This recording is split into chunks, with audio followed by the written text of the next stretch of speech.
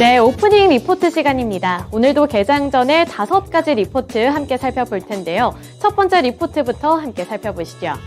네, 첫 번째로 살펴볼 기업은 서진시스템입니다. 유진투자증권이고요. 유진투자증권에서 발행한 리포트 살펴보도록 하겠습니다.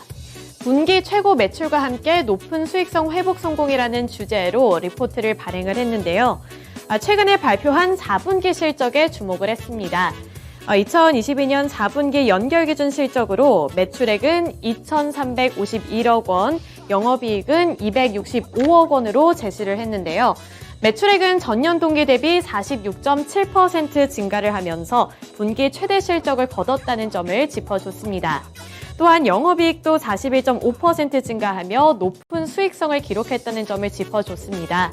2022년 실적에서 가장 긍정적인 부분으로 2가지를 꼽아줬는데요. 우선 첫 번째로는 매출액이 최고치를 달성했다는 점이고요. 두 번째로는 수익성이 분기별로 점차 개선됐다는 점이었습니다. 매출액이 큰 폭으로 증가한 원인으로는 고객의 다변화 및 제품 다각화로 인해 통신장비 부품 매출이 전년 대비 59.2% 증가했다는 점이었고요. 램리서치의 투자 확대 및 제품 다변화로 반도체 장비 부품 매출이 전년 대비 108.6% 증가했다는 점까지 함께 짚어줬습니다. 또 여기에 이어서 고객 다변화로 인해 ESS 부품 매출도 전년보다 45.5% 증가한 영향도 있다고 분석을 하면서 이러한 부분들을 긍정적으로 평가했는데요. 2022년의 4분기 실적을 대체적으로 긍정적으로 평가함과 동시에 앞으로의 전망도 장밋빛으로 제시를 했습니다. 그간 물류 및 코로나 상황 등으로 상반기 공급이 지연되면서 영업이익이 하락을 했다면 하반기부터는 본격적인 공급이 예상된다는 건데요.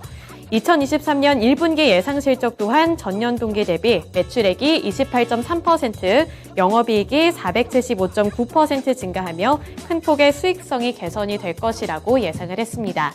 이에 따라서 목표 주가를 기존 22,000원에서 26,000원으로 상향 조정했습니다. 네, 넘어가서 두 번째 리서치 살펴보도록 하겠습니다. 두 번째 기업은 삼성 엔지니어링인데요. 삼성 엔지니어링 살펴보시면 삼성그룹의 친환경 전략의 미래를 주제로 NH투자증권이 리포트를 발행했습니다. 전 세계적으로 탄소 중립 및 친환경에 대한 관심도가 높아지는 만큼 삼성도 이에 뛰어들었는데요. 삼성 엔지니어링은 중장기적으로 관련 공사를 수행할 것이라는 전망을 제시했습니다. NH투자증권은 목표 주가를 상향하는 이유로 2가지를 제시했는데요. 우선 첫 번째로는 영업가치에 적용하는 12개월 이동평균 EBITDA 추정치를 2.1%로 상향 조정했다는 점, 두 번째로는 EBITDA 대비 EB의 배수를 기존 7배에서 7.7배로 높였다는 점을 이유로 제시했습니다.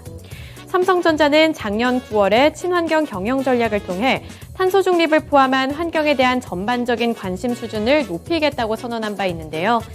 삼성 엔지니어링 역시 2021년부터 EPC 사업 방향성을 제시하며 수소와 탄소 포집, 활용 기술, 친환경 플라스틱 등 그린 프로젝트를 확대할 계획이라고 밝혔습니다.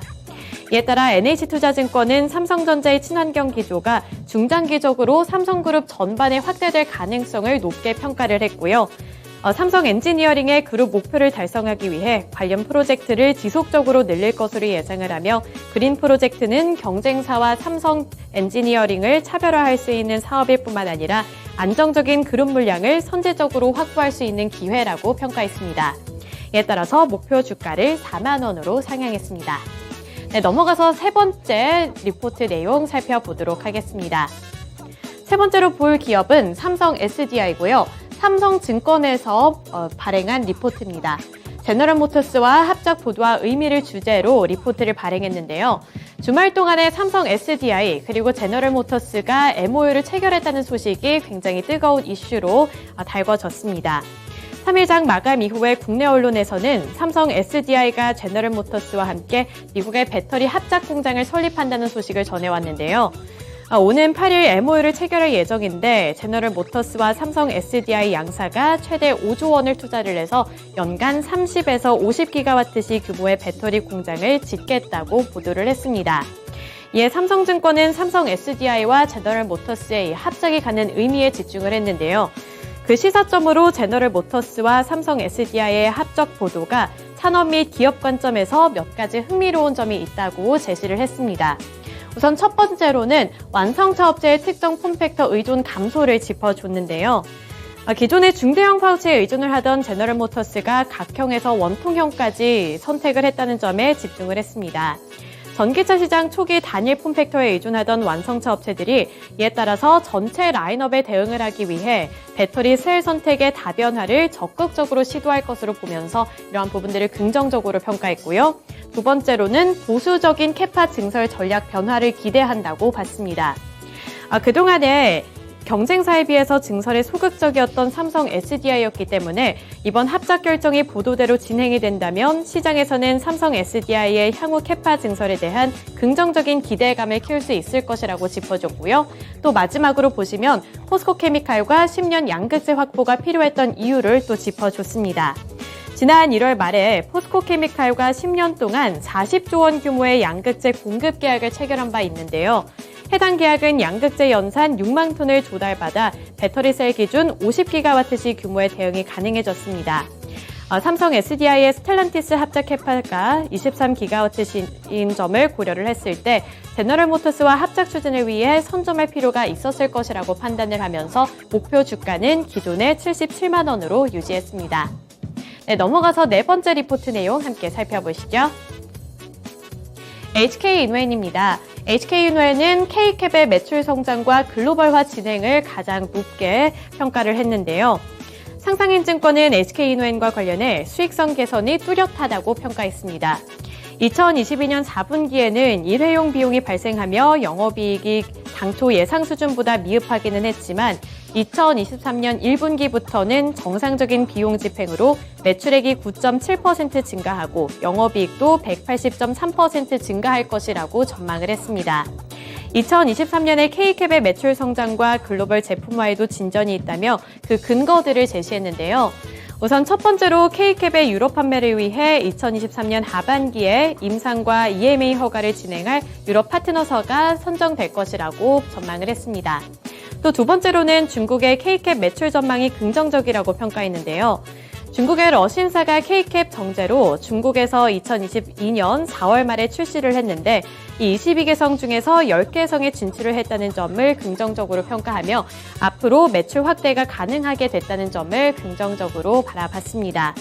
또 하반기에는 K캡 국내 판매 조건 재계약 진행이 예상된다는데요. 2023년 하반기에는 국내 판매를 담당하고 있는 종근당과 판매 조건 개선에 대한 계약을 진행할 것으로 보이기 때문에 이런 세 가지 부문들이 맞물리면서 앞으로의 전망이 나쁘지 않다고 평가를 한 겁니다. 이에 따라서 목표 주가는 기존의 6만 원을 유지를 했습니다. 네, 다음 리포트 내용 함께 살펴보시죠.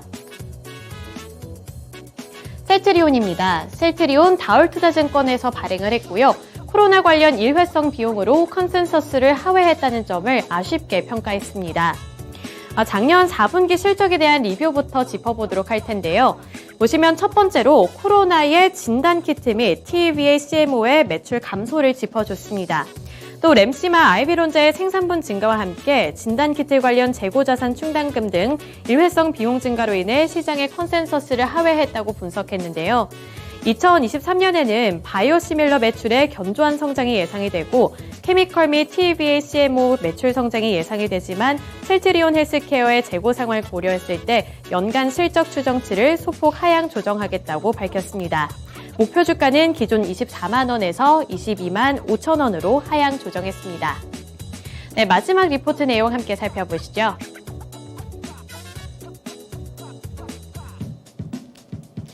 네, 여기까지 보도록 하겠습니다. 지금까지 오프닝 리포트 시간이었습니다.